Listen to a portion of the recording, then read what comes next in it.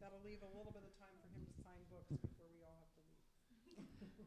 Okay. So I'll just be very brief, and this is going back to the subject of Mark, the black hip-hop artist. Mark Hall, yeah. Yes, okay. So one of my volunteer positions is with the Civilian Medical Resources Network in Albuquerque, and we've actually been working on this case.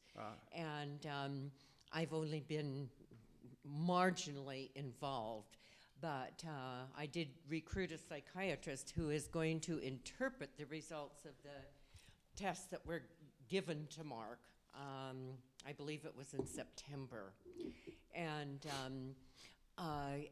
hopefully give him some additional tests, and then an organization called Resist is going to send his lawyer and a therapist to Kuwait, where this court-martial is going to take place. So that's all I wanted to comment on. Thanks for that.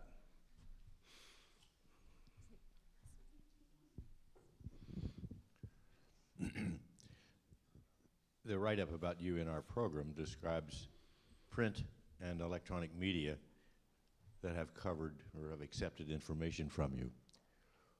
Can you make some comments to us about your ability to gain access to media with your information? Sure. What limitations, if any, have you encountered?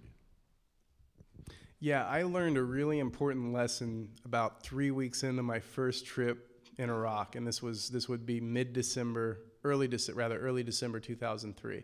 And I went over there naive enough to think that mainstream media in this country, if they had the information, they would actually run it. That maybe they weren't getting the real information because their reporters were all embedded.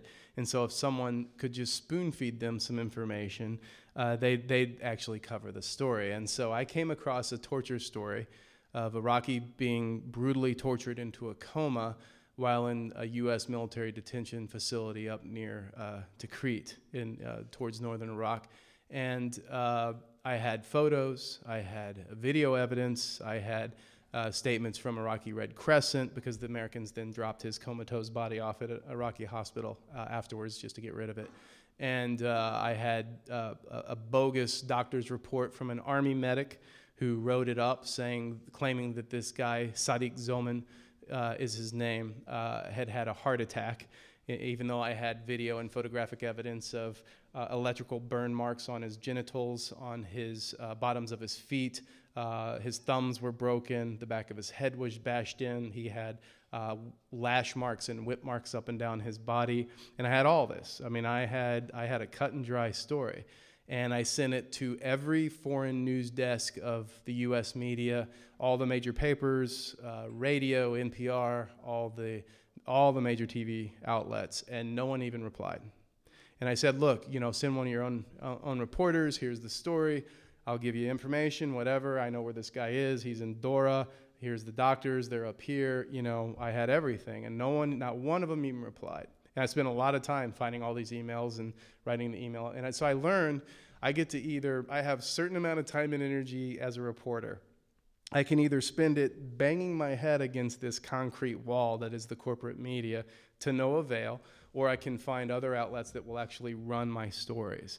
And so I've, of course, gone the latter. And, the interesting thing is now today I regularly will be on shows on Al Jazeera English, 120 million viewers, BBC World Service, 120 million viewers again, writing for publications like The Guardian, The Independent, Le Monde Diplomatique. If the story gets reprinted there in Arabic, which sometimes happen, we're talking about 5 million print viewers, readers. So I get great access abroad. And then at home, to date, the sum total of my national media exposure here in corporate media is 4 minutes on NPR to date. So I will keep going abroad, but it's had success. I mean, I participate in conferences. I'm going to one in Spain, actually, coming up in June, meeting with Hans von Spanek and other people. There's a great judge in Spain who's very interested in trying people like George Bush in the ICC. So we keep giving them information to help them try to do their work. And so interestingly enough, I went over to Iraq to bring truth home to the American public, and thanks to Democracy Now! And outlets like this, it's helped, and it's happened to a certain extent.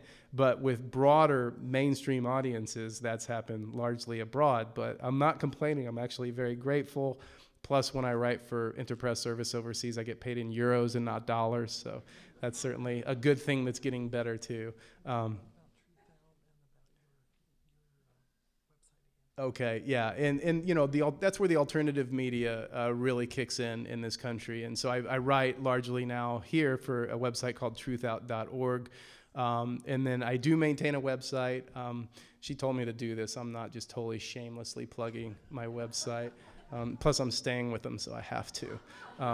But my website's just simply dahr.org, dahr.org. And all my stories are there, reports, alternative media websites, photos, videos, and you can subscribe to my dispatches. It's free. And it's a good one-stop shop for Middle East information. And I've actually just started this week co-authoring stories with an Iraqi colleague of mine in Baghdad.